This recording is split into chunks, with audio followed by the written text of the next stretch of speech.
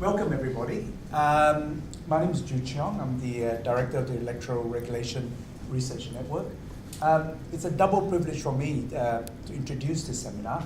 The first is that I think we've got a fantastic and really significant, important topic, and we've got two great speakers, George Rennie and Kate Griffith.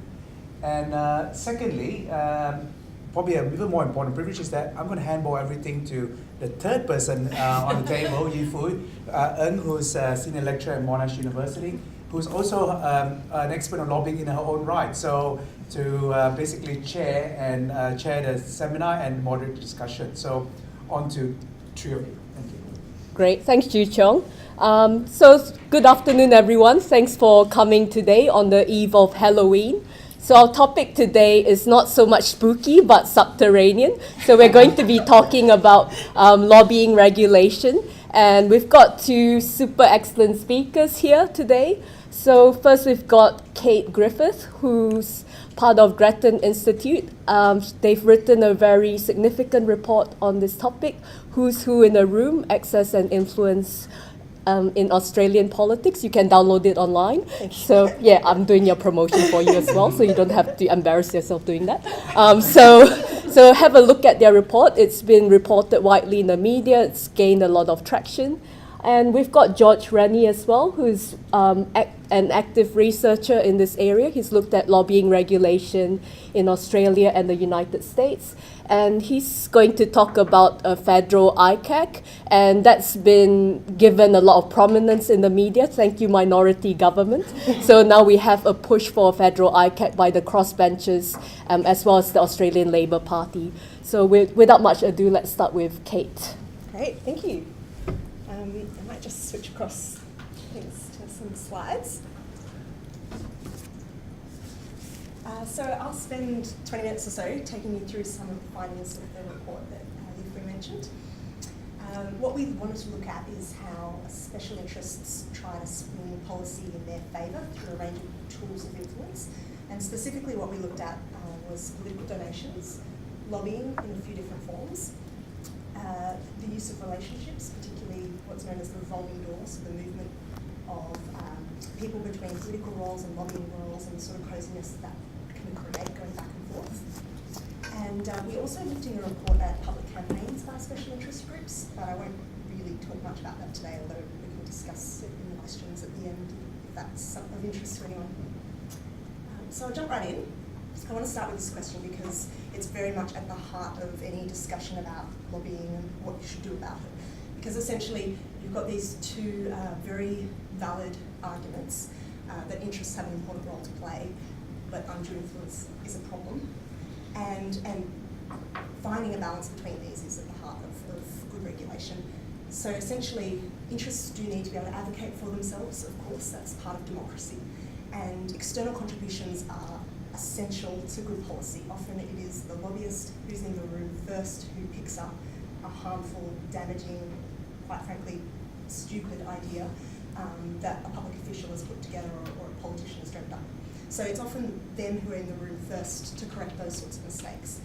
But then, of course, we know that interests are advocating for their position, for their interest, which may not align with public interest. And so there is always this risk that undue influence over policy could end up creating policy that's not in the national interest. So we know some groups have, say, more resources or preferential access through relationships, for example, and that's when you can start to see things swing if it's particularly unbalanced. And the problem at the heart that we were interested in is when policymakers might make a decision, knowingly or unknowingly, that is a result of an unbalanced view. They just haven't spoken to the other side because they didn't know there was another side to that problem. Or the more serious case where they make a decision out of self-interest, which sort of starts to head down the line of corruption. This report was more focused on the grey area of perhaps the unknowingly making decisions rather than the knowingly, deliberately trying to make a poor decision. And we asked the question, essentially, are existing checks and balances sufficient? So I'll start with a bit of context. Many of you may know that trust in government is the lowest on record, and we're down at a quarter of people in this 2016 survey think that people in government can be trusted to do the right thing. And that's incredible.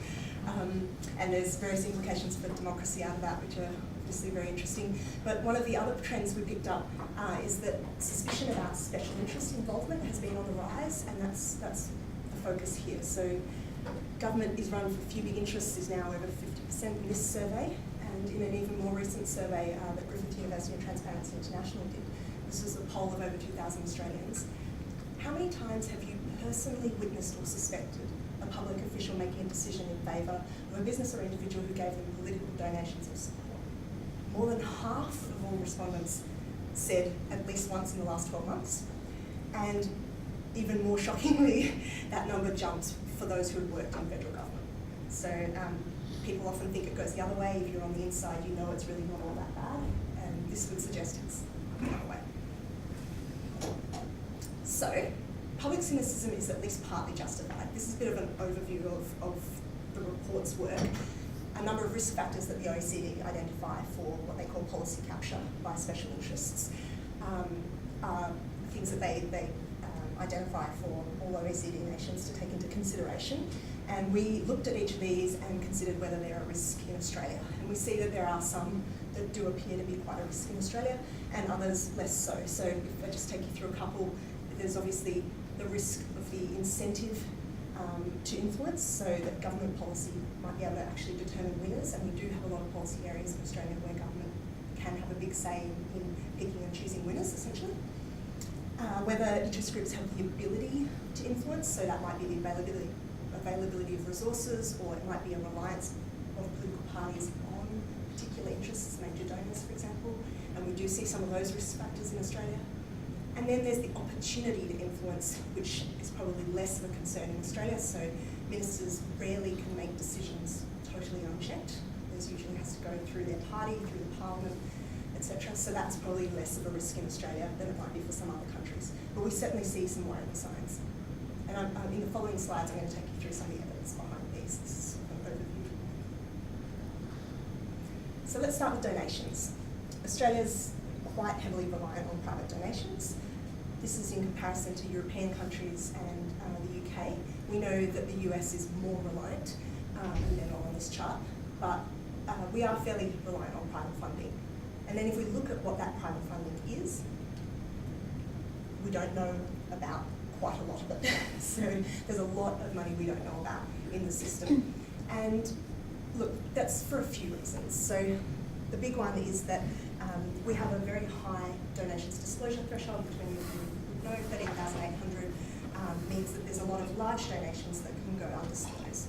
But more worryingly than the high threshold is that you can make multiple donations under the threshold, and parties don't have to actually aggregate that up. So a single donor could be making $10,000 donations, and $100,000 in a year would be a big donation to a political party, but it may not show up on the record. So that's because political parties are not required to aggregate. Individuals are actually supposed to aggregate it themselves, but there is no way of knowing whether they do that or not, and they may not have any incentive to. Then when we look at, actually just jumping back for a sec, that small orange area, if we actually look at the donations we do know about, we see that they're quite concentrated. So if a distribution like this applied more broadly to the funds that we don't know about, we might be very concerned really. The top 5% of donors contributed over half of all declared donations. That's just a few people or a few businesses that our political parties are heavily reliant on. And then we wanted to look at whether major donors are actually getting access to politicians, so whether donations translate to access. We know that that they do in forums like fundraising dinners. You can pay to go meet some ministers, so that we know that, you know, money equals access in those sorts of forums. But more generally, are the big donors to political parties also getting the meetings with ministers, basically? And we can't look at that at the federal level because we don't know who our federal ministers meet with. But we can look at it in Queensland and New South Wales. And what we've done here is we looked at the top 15% of donors. And in Queensland, the top 15% of donors represent 70% of all donations. So they are fairly major. And so that top 15% of donors who represent 70% of all donations get, half of them get a meeting with one of the top 3 ministers, so Premier, Deputy Premier or Treasurer in the same period in which they made the donation. So donation access. in Queensland. In New South Wales, it's a little bit different. We see,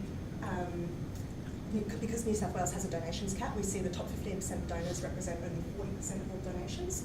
So they're kind of less important in the overall scheme of things. And a quarter of them get the meeting still with just those top three ministers, the Premier, Deputy, and the Treasurer. So we're not looking at all of Cabinet here, it's actually just those top three. And part of that could be events. We know events are not recorded in New South Wales and they are in Queensland, and events are often an important forum for me with donors. But I suspect that a good part of that difference between the states is to do with New South Wales donations cap, and that perhaps that cap is actually reducing the influence of individual donors. So overall, we kind of assess Australia's donations regulations to be really quite weak, with a high disclosure threshold, no aggregation by the parties under that threshold.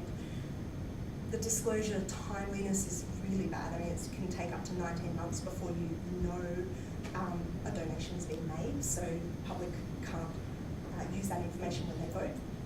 And in Australia, we don't have either expenditure caps, so caps on what political parties can spend, or caps on what individuals can donate. And other countries tend to have one or the other, and many have both. We also looked at the lobbying regulation, and overall that's pretty bad too, if not worse. So we do have a lobbying regime in Australia, so we have a lobbying code of conduct, but it is very narrowly defined. It's essentially not enforced, and part of that is because the sanctions are laughable. So we can talk about specifically what they are, but essentially it's widely recognised to be an ineffective regime.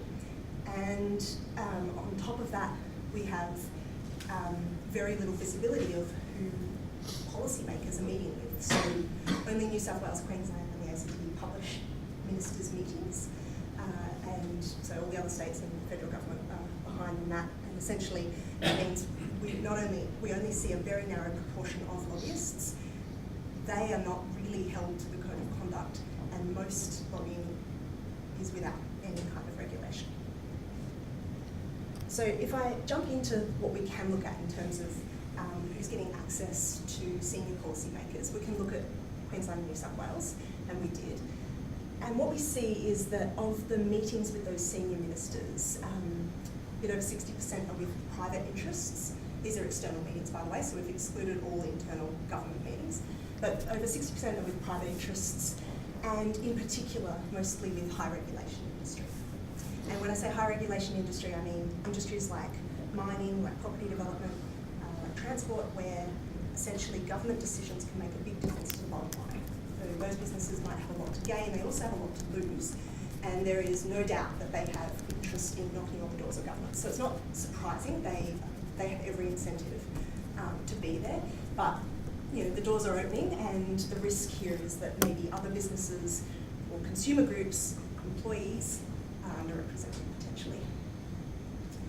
So when we look at the picture across multiple influence channels, it becomes even more skewed. We see that, so these are donations in red, commercial lobbying contacts, so that's when a third-party firm lobbies for you, and meetings with ministers, and we compare those together in Queensland, which is the only state where we can do this comparison.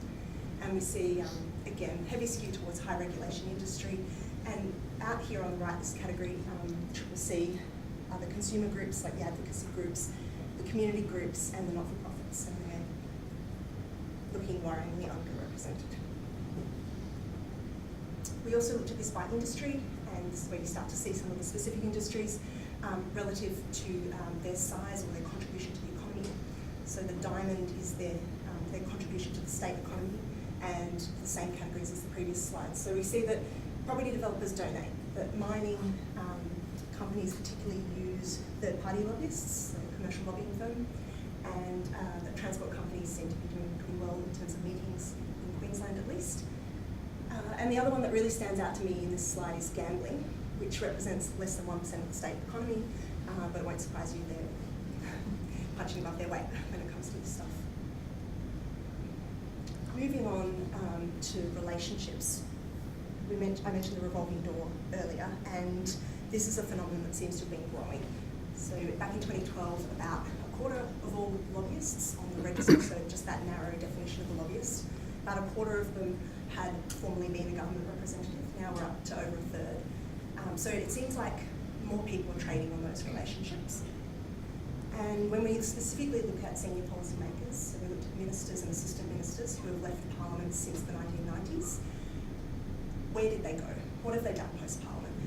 And 28% have moved into special interest roles with big bodies, lobby firms, with big business and consulting, which is a really high proportion when you think about some of the other sorts of things that they could have done after Parliament, like go into media roles or official positions or retire or die. So, not that I'm recommending that, but there are many other outcomes. It's not a great option. And you know, the other category is the whole rest of the economy where they could be working. So there's certainly a lot of senior people moving into lobbying. We do have a revolving door ban, which is 18 months for ministers, so you're not supposed to move into a lobbying role in your portfolio area within 18 months of retiring as a minister. But we do see lots of examples where people do. And there's a number of reasons why, but essentially a couple of these examples at the top here are where a former minister's moved into a peak body organisation. So former Small Business Minister Bruce Bilson moved to the Franchise Council, which is representing small business, so definitely related to his portfolio area. Resources Minister Ian McFarlane moved to the Queensland Resources Council, also definitely related to his portfolio area. And yet that is considered okay or not in breach, partly because peak bodies are actually not considered lobbyists, despite their primary purpose being advocacy. It's also partly because of the way the revolving door ban is set up. It's very difficult to enforce, and it's up to Parliament to enforce it, and they tend to choose not to. But essentially, the Bilson example is interesting as well, because he hadn't even left Parliament when he took the job, and that's okay because apparently payments in office are commonplace and acceptable. Is that what he said, or who said that? So I can't remember who was quoted saying that, but it was a representative from the party who explained why it was okay. And with McFarlane, again, it's not him saying it, but it's others saying, well, it's fine. He was a federal resources minister and he moved to the Queensland Resources Council, so that's fine because there's a federal state distinction. And for that reason, he then wouldn't show up as a former government representative on the lobbyist register. Even if he was required to register, which he is not. The bottom two examples are former ministers moving into roles with private business, and again, in-house lobbyists, so those that work for a business are not required to register. So again, they're exempted from, it seems they've been exempted from the ban because it wasn't applied. And there are a few other excuses used in the Andrew Robb case. As a former trade minister, what a broad portfolio, he can't be completely prohibited from work. Therefore, because he had a broad portfolio, he can lobby for everyone or anyone, or it's quite unclear. So, and then Mark Abid moved to PACA and was directly lobbying New South Wales ALP politicians on behalf of PACA. This is all well known. It wasn't considered a breach of revolving door ban. So we've seen how ineffective the existing regime is, and in the report that we published about a month ago, we put down these 8 recommendations, and I'm going to kind of whiz through them now, but we can talk a bit more about them later if you're interested in any particular ones. So the recommendations are around transparency on the left, accountability in the middle, and levelling the playing field on the right. And what we want to see, first of all, is publishing ministerial diaries. We should know who our senior policymakers are meeting with. That allows the public, it allows media, it allows Parliament itself to call out or hold to account politicians, ministers, policymakers. Essentially, it's actually really easy to spot if you're looking for it. If you look at who ministers in New South Wales met with during the greyhound racing ban, they met with greyhound racing industry representatives and not with animal rights groups. And if the media can get on that quickly, they can say, hang on, why isn't the RSPCA in the room? And you can potentially change the outcome. So we think that one's really important. Linking the lobbyist register to orange passes to Parliament House was an idea of that Jackie Landy put forward actually, and it's a clever one because what it does is those who have these orange passes, it's behind the scenes access to Parliament House, unescorted, and these are the people that have those passes need regular business access to Parliament House, and they include a range of lobbyists. So they include those that work for commercial firms, they include big bodies, they include in-house lobbyists, they include think tanks, so Grattan has one. So the whole range of groups that are captured by that, not-for-profits, but they're the ones who are regularly trying to influence policy. So that is essentially what should be counted as a lobbyist. And it gives you something to take away too. So actually, if you're breaching the lobbying code of conduct, you've got something to take away. We recommend improving the visibility of political donations by lowering the disclosure threshold, requiring aggregation, just closing some of those loopholes. Really quite straightforward stuff, but it just still hasn't been done at the federal level. On accountability, there's real problems with conflicts of interest around gifts, around secondary employment.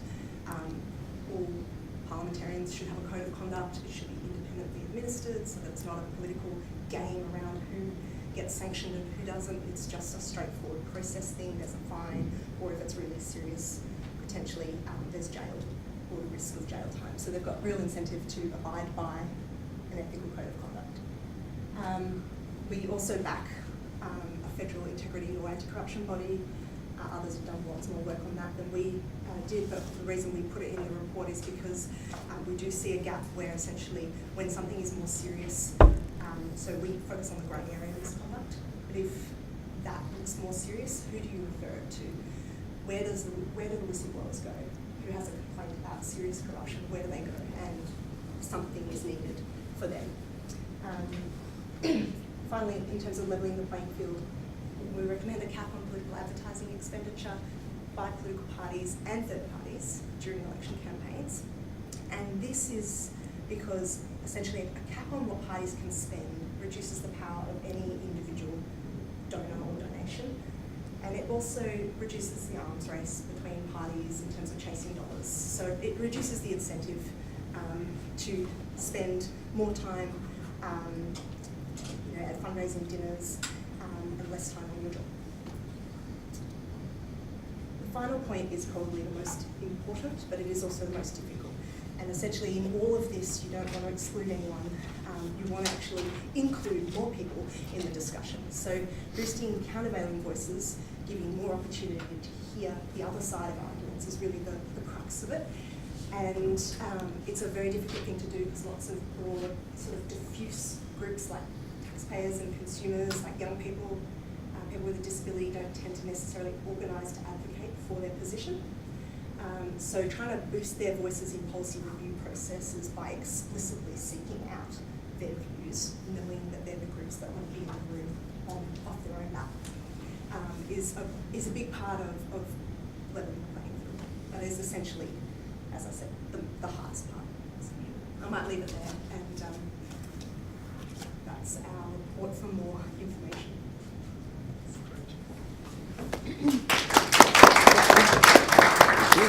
Thanks, Kate. Now we might go to George. Sure. I assume this is I have to bear with me.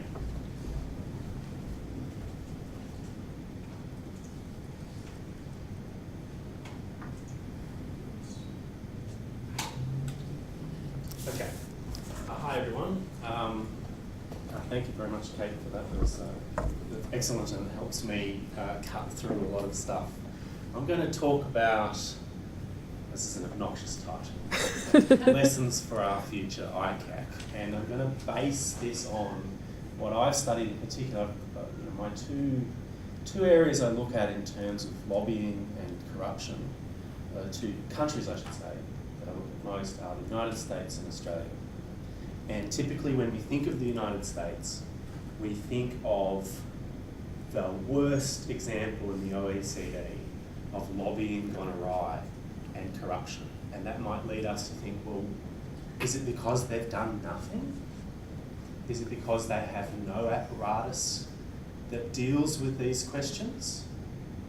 Is it because maybe they have some apparatus or they have agencies that deal with the issues of lobbying and corruption, but the laws are insufficient, they're not perhaps as as stringent, or they don't carry, I should say, the same potential sentences or fines as other countries. And actually, having looked at the United States for a long time, the answer to all of those questions is no. The United States, sorry, it's a double negative, but the United States in fact has some of the strongest and most long-standing laws pertaining to these areas in the world. So what I want to talk about in the possibly short period that I have is use the US as a comparison to Australia and use it to return to the basics, which I think we've lost sight of when we talk about lobbying and anti-corruption. I use the term bad lobbying because I like to differentiate between something that is a necessary component in a representative system, a representative democracy.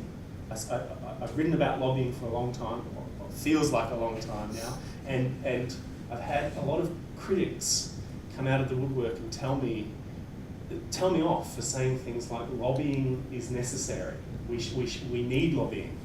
And they say, no, lobbying's terrible. You can't have democracy without lobbying. And unless you wish to say, which I don't, that business, for instance, can't lobby, can't express its views, we need them to be able to lobby as well. So I use the term bad lobbying. I know that's a slightly problematic term, or it perhaps sounds a bit naff, but it's just to talk about the incidences of lobbying which cross a line or have the effect of undermining our democracy rather than supporting it. And of course, corruption is something that fundamentally undermines our democracy. But when I use the term bad lobbying, one of the things that I argue is the difference between bad lobbying and corruption is increasingly hard to differentiate. Or it's increasingly hard to tell them apart, because bad lobbying has a corrupting effect. And in fact, the way that we've been thinking about corruption doesn't work anymore. Traditionally when we thought about corruption, we think about things like, in the US it would be Tammany Hall is what gets brought up all the time. And this idea of a super corrupt office, say the mayor's office or a governor's office, and suitcases of cash being passed under tables. That's just not how it happens anymore. Corruption today is far more subtle. Transparency International puts out annually an index of the most corrupt countries, and the way they do that typically is what most experts in corruption do is they poll people and they ask them about their experiences, or at least it's a big part of what Transparency International does. And so people will say, yeah, I was pulled over by a police officer and I paid that police officer, and as a result of that I avoided a fine. That's a very overt, very obvious form of corruption. But what about things like, if, say, a decision maker, could be a minister, could be a group of parliamentarians, but key decision makers are biased towards a person or group, and they make a decision that ends up costing the taxpayer more, and that is greater than they would make if they didn't have that bias. So they award a contract, and we pay more for that contract. What if that's the form of modern corruption? And in fact, I argue that is the form of modern corruption. We pay more for things. It's almost impossible to quantify, and that makes it very difficult for those of us who are in this space to talk about it. But I believe fundamentally it is happening. And again, I want to return to that fundamental issue of the philosophy and the fundamental problem of bias.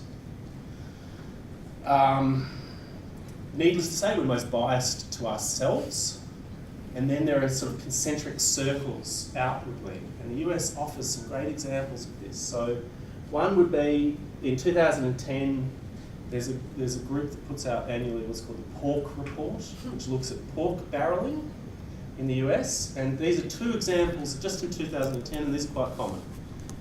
US Congress allocated $7.2 million for the Harkin Grant Program and $7 million for the Robert C. Byrd Institute of Advanced Flexible Manufacturing Systems.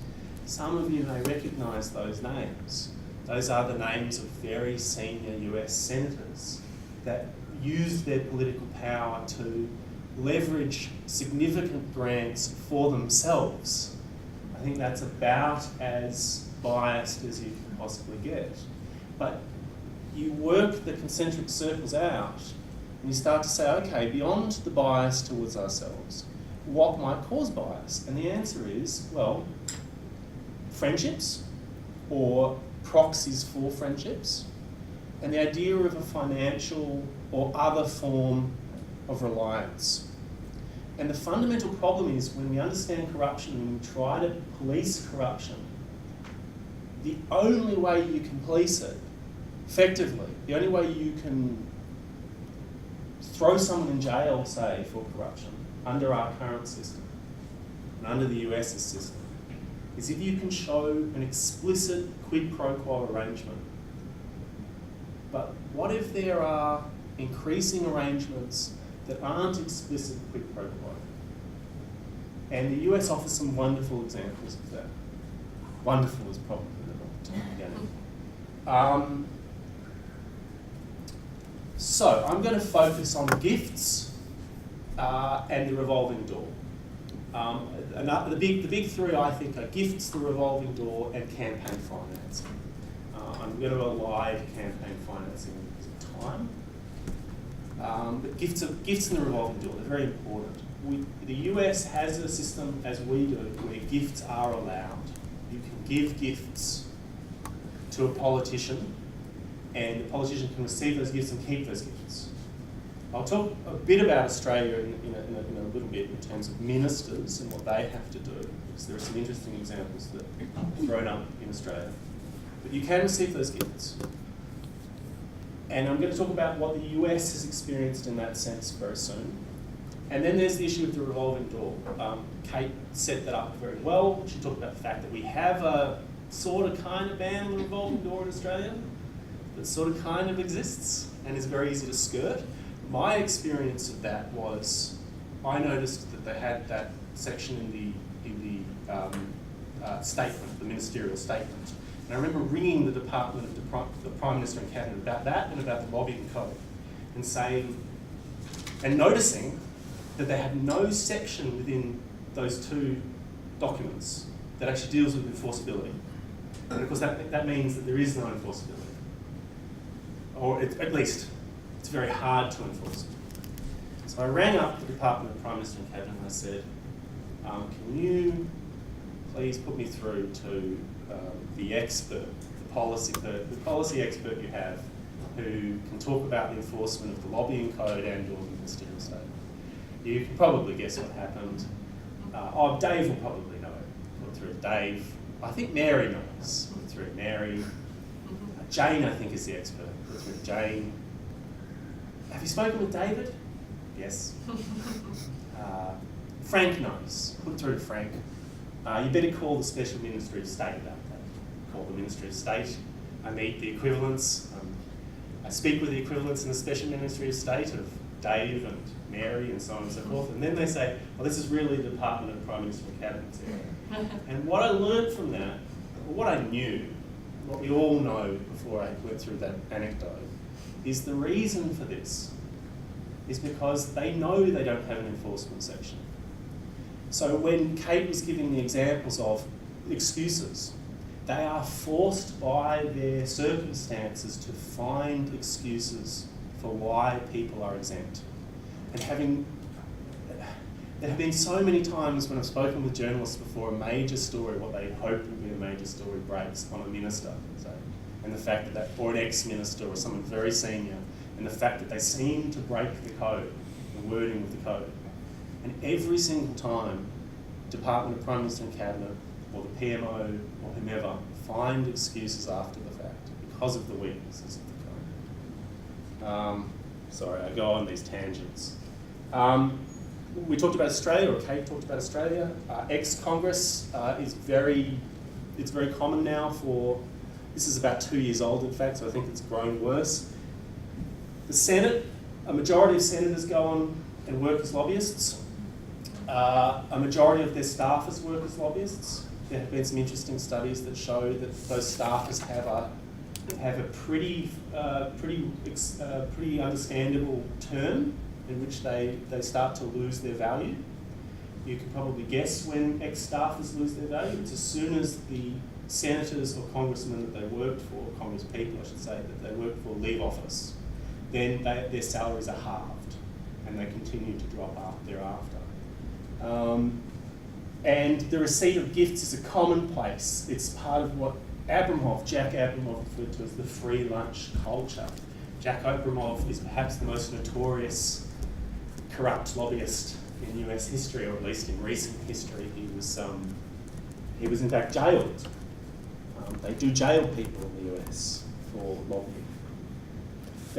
US laws ban Congress, the executive and staff from working as lobbyists for typically 2 to 5 years. There's now a lifetime ban on members of the executive going and working as foreign agents. That was in fact introduced, irony of ironies, by Donald Trump. The US, as I said before, has actually been dealing with the issues of lobbying for a very, very long time. I mean, one of the earliest relevant acts was the US Lobbying Registration Act. That was implemented was passed in 1946. And soon after, they actually charged lobbyists who hadn't registered properly. And they were successfully charged. And then those lobbyists appealed, and it became a Supreme Court case known as US v. Harris. And the Supreme Court found in that case, they found a few things. One is that the act is legitimate, or at least the act doesn't contravene the Constitution. But that the wording of the act was very, very broad. So this gets to another problem that Kate sort of brought up, again, having the same problems as me, having rushed through a lot, which is how do we define a lobbyist? And that is incredibly difficult to do. Is it someone that's professional, that's paid and designated as a lobbyist? Is it someone in-house? Well, the US said it includes both. It's people who are paid and in-house. But then the Supreme Court challenge was, well, if we go with this definition in the Act, it's so broad that anyone who ever petitions government is counted as a lobbyist.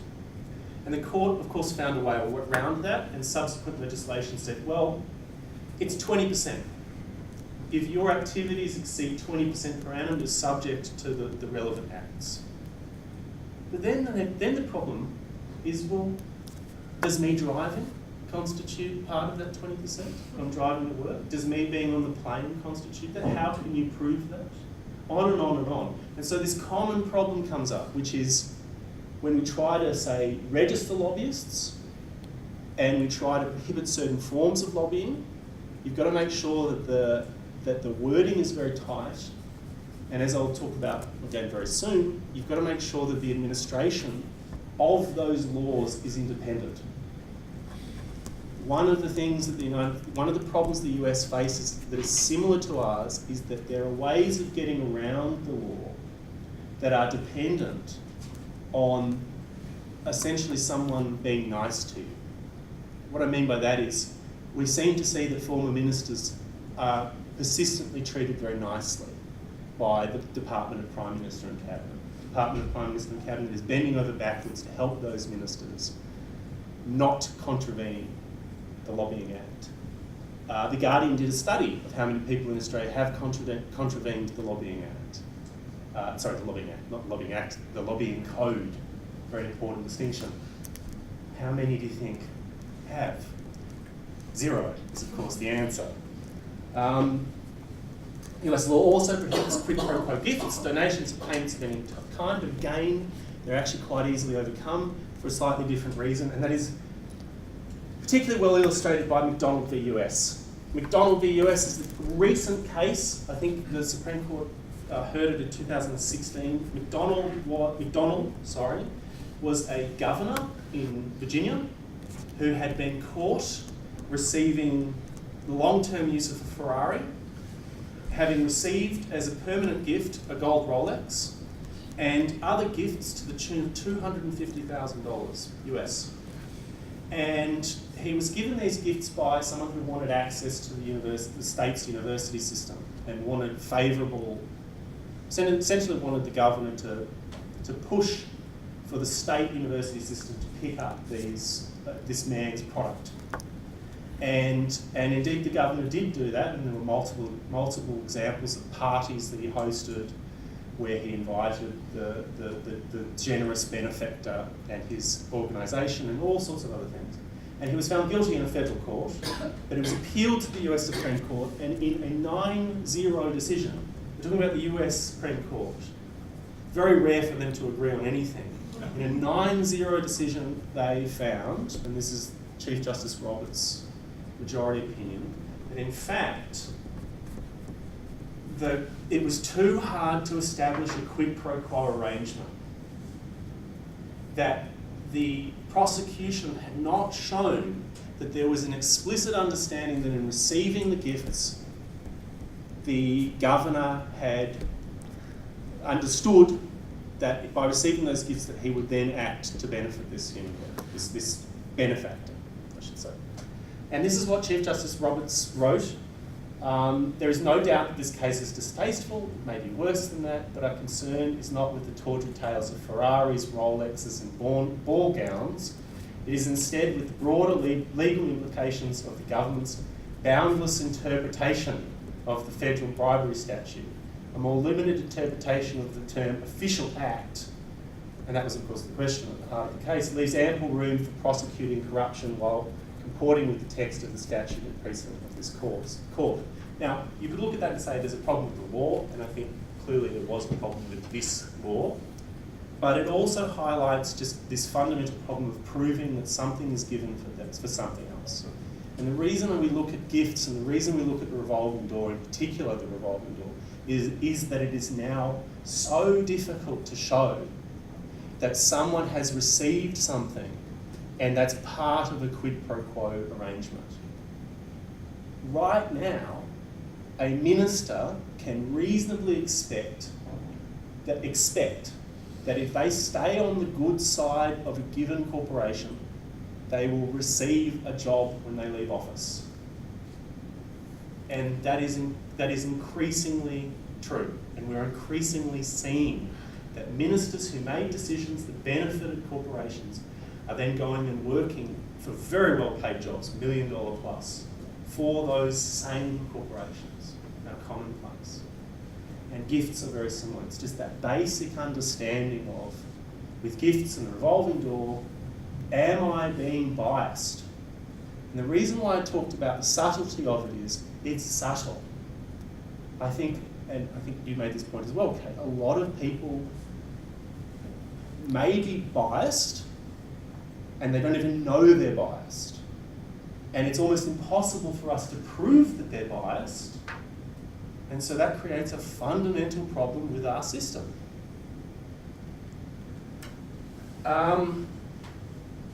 Independence of regulatory and law enforcement agencies and organisations helps with the examination and bringing of charges. US, they do bring charges.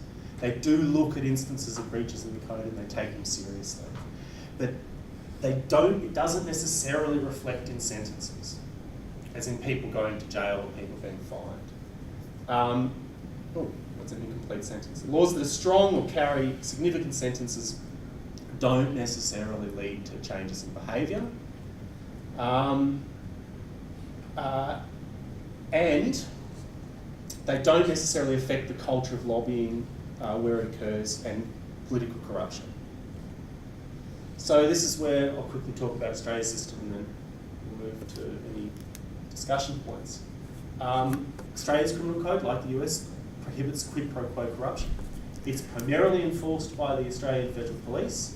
The Australian Federal Police is far less independent than its US counterparts. The Australian Federal Police, by its own charter, it says in the About Us even, we take the direction of the Minister, Peter Dutton, as the case may be. It requires that pecuniary interests and gifts be declared, sort of. Get back to that in a sec. And we also have a lobbying code and ministerial statement that, as Kate discussed, require the registration of lobbyists, limits the revolving door, and limits the size of gifts received to $300 for ministers. If they receive a gift that's above $300, they've got to pay the difference, supposedly. But Kate was being too nice. They verge on useless. They are hopelessly ill-enforced. And importantly, we don't have independent investigations and prosecutions. I said that. So, already Kate talked about Ian McFarlane moving to the Queensland Resources Council. We could talk about, with gifts, we could talk about Julie Bishop's Jimmy Choo shoes, I should say. I'm told that these are routinely above $300. She was given those as gifts as Foreign Minister. And she was caught by a vigilant press, not by an independent organisation, not by the Department of Prime Minister and Cabinet that supposedly, and the AEC who oversee these things. It was the press. And when she was caught, having received these shoes that cost thousands of dollars, not 300 or less, what did she say? Whoopsies, I'll give them back or I'll pay the difference. And similarly, the current Assistant Treasurer, Stuart Robert, he received a Rolex from Chinese businessmen worth much more than $300. He was caught again by a vigilant press. And what did he do? He said, whoopsies, I thought it was a fake. He said that. I thought it was a fake. Now, apart from the slap in the face to the people who gave him the gift, who were his gracious hosts while he was in China, one presumes that Robert, thinking it was a fake, must have left it in the bin somewhere. We don't know, because we have no organisation that looks into these things. At least the US does and can. We definitely need a federal ICAC. But what I've been arguing is that it's at best a good first step. And that actually, because the way in which corruption has changed, because it's no longer just corruption, it's corrupting effects. It's the effects of bias. Actually, a federal ICAC is nowhere near enough to deal with the fundamental problems. It will do a lot that is good.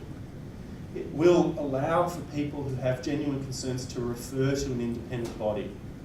But unless we change, particularly donation laws, and as I've talked about, the way in which we govern gifts and the revolving door, a federal ICAC won't do enough. I've said that. So it needs to be independently managed. It needs to be run by someone who wants to run it as an effective organisation. There's a conversation article today by one of your colleagues, Ju, on comparing the ACCC with ASIC. Yes, and you know this has been well known for a long time. And for a long time, ASIC had more powers than the ACCC, but has always been known as this toothless tiger. It's subject to, in my opinion, pretty significant regulatory capture. The ACCC was always the more aggressive, and it was getting corporations, getting businesses to think seriously about whether they were going to attract the ire of the ACCC. It really began with Alan Phelps, who did a great job of starting that culture. So you need an independent organisation, but you also need to think philosophically, return to that issue of bias, and that means you have to actually prohibit certain things. You prohibit gifts, and you prohibit the revolving door. Now, it may be that 5 years is the period for which you stop ministers from going into the revolving door, but I think it's at least that. And you will inevitably hear, well, doesn't this mean that you're depriving those ministers of a good career path afterwards? Or are you not preventing people who have significant expertise from contributing to the business culture? Maybe. But the threat to democracy is too great. We don't know, and we'll never reasonably know how much the biasing effect is hurting us in terms of costing taxpayers at a minimum. But it seems as though, and there is circumstantial evidence, that it is actually quite significant. And that when we think of Australia as being not a corrupt country, it's actually wrong. We just have a different form of corruption, and it is increasingly pervasive. I'll leave it there. Thank you very much for your time.